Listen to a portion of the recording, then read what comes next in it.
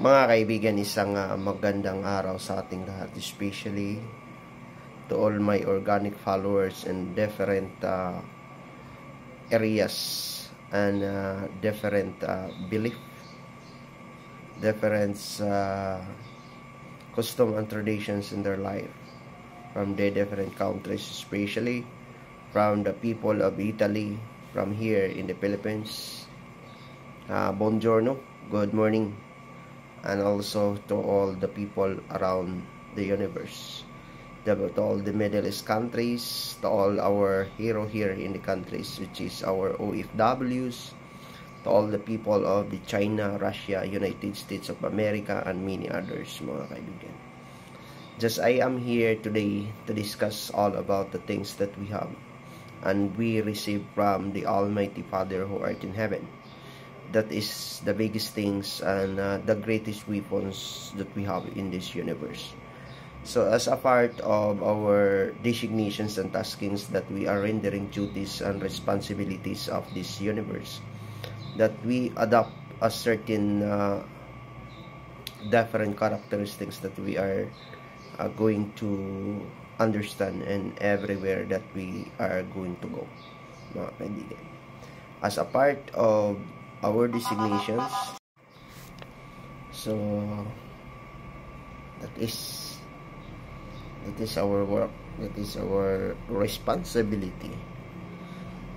Mind you, it is not easy, these types of designations. Some others out there, they are mindset and they are going to, it is our paraphernalias that we are rendering in certain types of duties that we are here inside of this radio room. If you are in the stations, in radio stations also, but mind you, we follow a certain rules and regulations under the law, which is under of the Republic Act in the NTC, and also the memorandum circular of the PNP that we are attached to the NTC to operate these types of radio communication, that it must be all the radio operator must be a license under of the NTC. That is a truthful.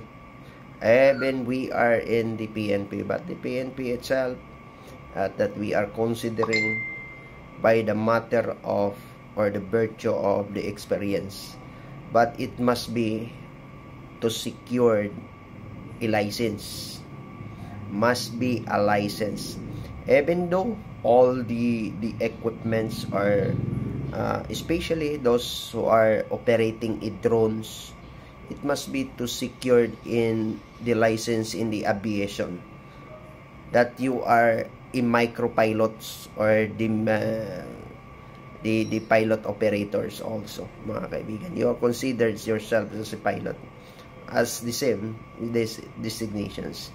So some others asking about that, and then that is my answer. We have the law and protocols to be followed, especially in dispatching time, dispatching orders. Some other patrollers, they do not understand.